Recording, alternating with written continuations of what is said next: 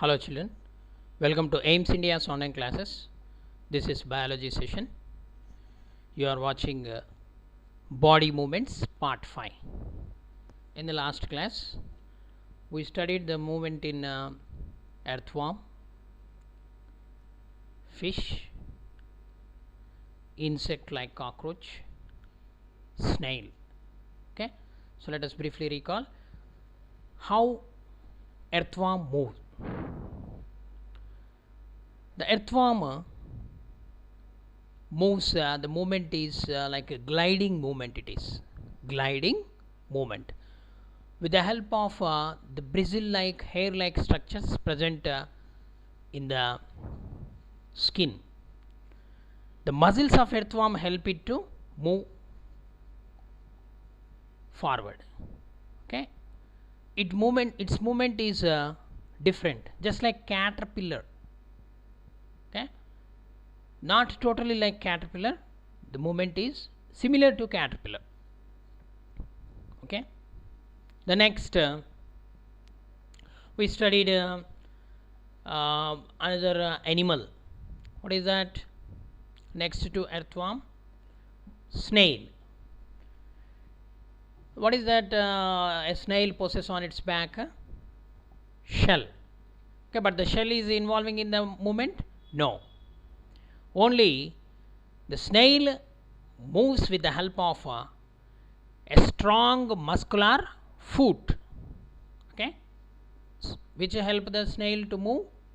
Muscular foot is the locomotory organ in the snail. Next, insect like cockroach. What are the types of movement shown by the cockroach?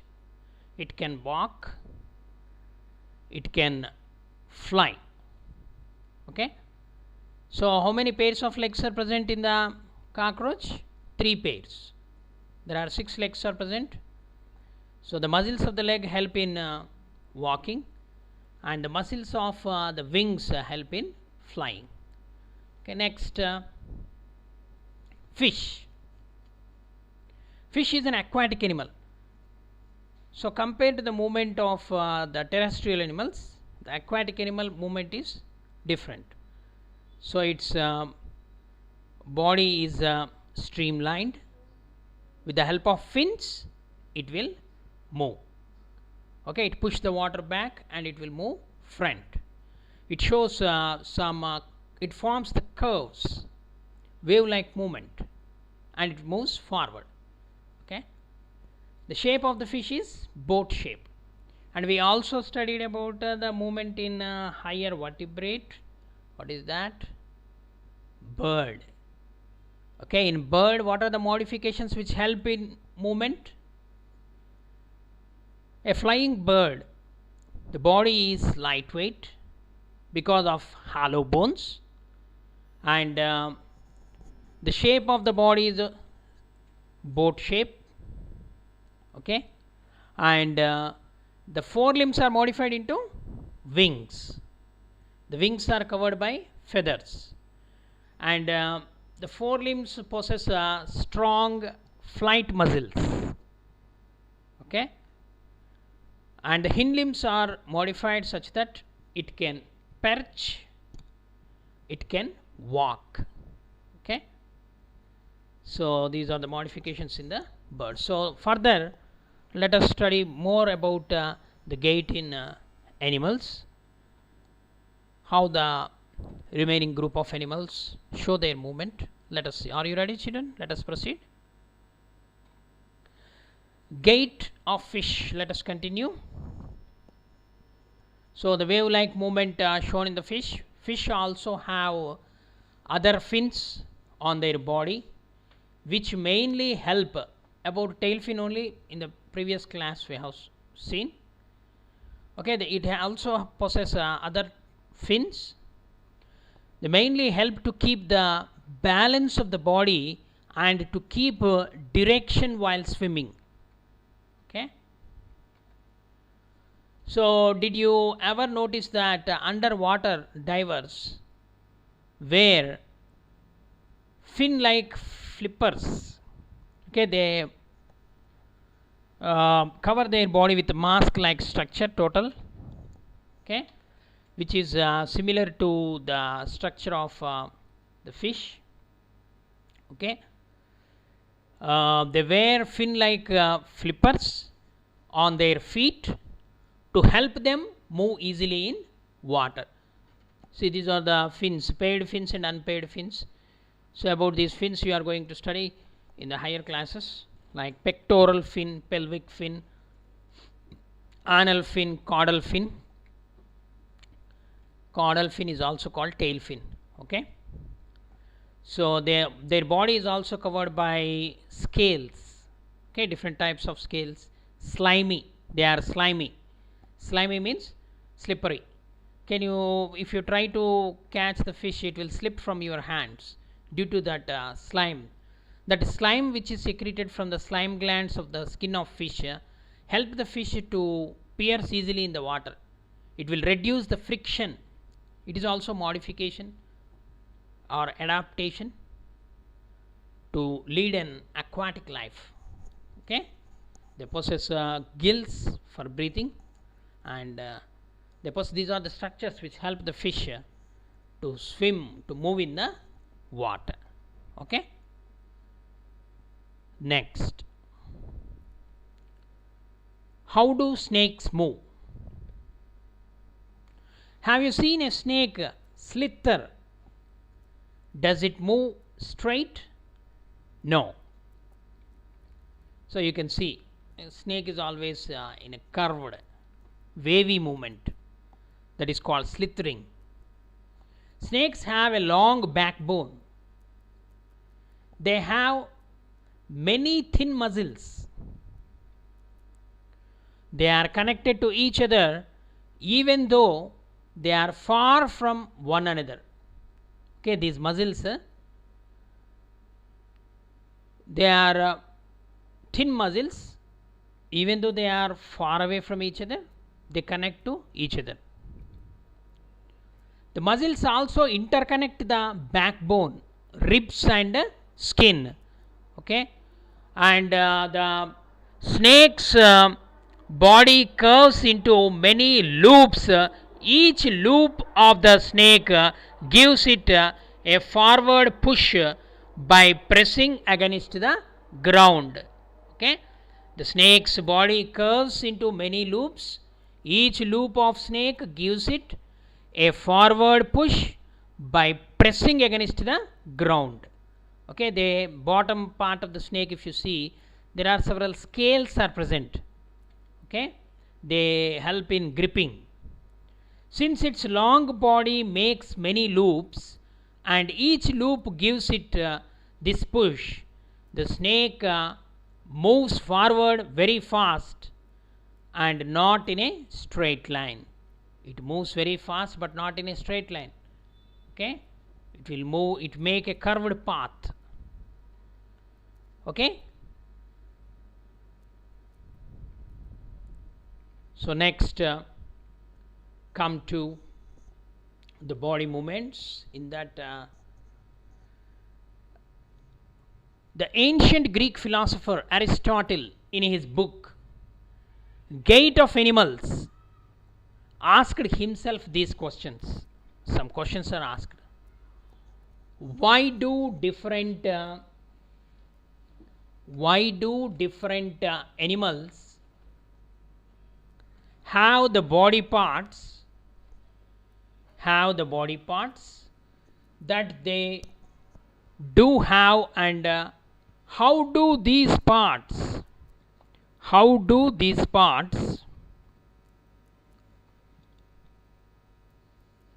help animals to move the way they do? Help these animals the way they do. So this is the statements written by Aristotle in his book, okay. Next, what are the similarities and differences? What are the similarities and differences in these body parts between different animals. There are similarities are there, differences are there, isn't it? Next, how many body parts are needed by different animals for moving from place to place? How many different body parts are needed for moving from place to place? Why 2 legs for humans and 4 for cows and buffaloes? See, very interesting questions these are. Many animals seem to be having an even number of legs. Okay, why?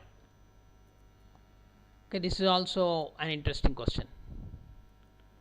So why do different animals have the body parts that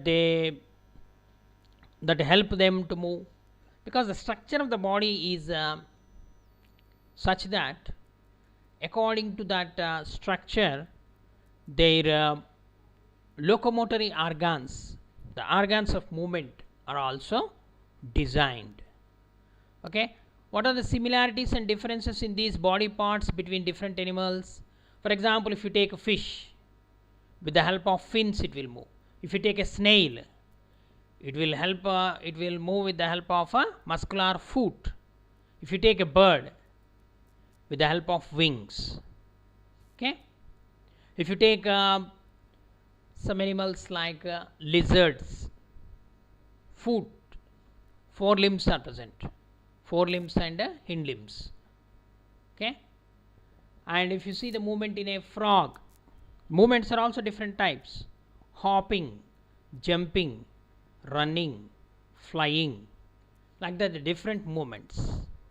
Okay, depending upon the body parts, depending upon the part used in movement, the types of movement also vary in the animals. Okay, so Aristotle, the Greek philosopher, he wrote a book, Gait of Animals. In that Gait of Animals, these are the questions appeared. Okay, why 2 legs for humans and 4 for cow and buffaloes? See, compare the buffaloes, cows with human beings. The human beings are bipedal because to balance the body they are bipedal, but these animals, their huge body, okay, in order to balance there are 4 legs in these animals. Okay, but our 4 limbs, we are calling it as hands, but we can walk on to, that is the speciality of human beings and apes. Okay, many animals seems to be having an even number of legs, okay, for balancing. Okay, that is called homeostasis, you study in higher classes. Why is the bending of our legs different from that of other different from that of our arms? Next, there are so many questions, and perhaps we have looked for some answers through our activities in this chapter, some 7 to 8 activities, and we need to look for many more answers. Okay, for example, bending of our legs different from, because the legs we are not doing much work with the legs, only we need bending when we sit, when we stand, when we walk. Okay, for movement our legs are useful, but with the hands we perform different functions. So there are more joints are present, flexible joints are present in the arms compared to legs. Okay, next, okay, let us revise the entire chapter once again. Bones and cartilage form the skeleton of the human body. It gives the frame and shape to the body and helps in movement. Okay, The skeleton protects the inner organs. How skeleton protects the inner organ? Can you recall? Yes. Rib cage. In the thoracic cavity, rib cage is present. The rib cage is the skeleton structure. It protects the heart and lungs. The skull or cranium, the bony box present in the head, it protects the brain. The vertebral column, backbone, it protects the spinal cord, isn't it? And the pectoral girdle, pelvic girdle in the pelvic region, so it protects the kidneys. Okay. The human skeleton comprises the skull in the head, the backbone, and the ribs, and the breastbone, shoulders, hip bones, and the bones of the hands and legs. The bones are moved by alternate contractions and relaxations of two sets of muscles. Muscles work in pair. What is the principle of working of muscles? Contraction and relaxations. So the skeleton consisting of bones, but we could able to move. The movement is due to the muscles attached to the bones. Okay. Next, the bone joints of various kinds, depending on the nature of joints and direction of movement they allow. Strong muscles and light bones work together to help the birds fly, isn't it? We have completed. They fly by flapping their wings. Fish swim by forming loops alternately on two sides of the body. Snakes slithering movement on the ground by looping sideways. A large number of bones are associated, and associated muscles push the body of snake forward. Okay. The body and the legs of cockroach have hard coverings forming an outer skeleton cuticle.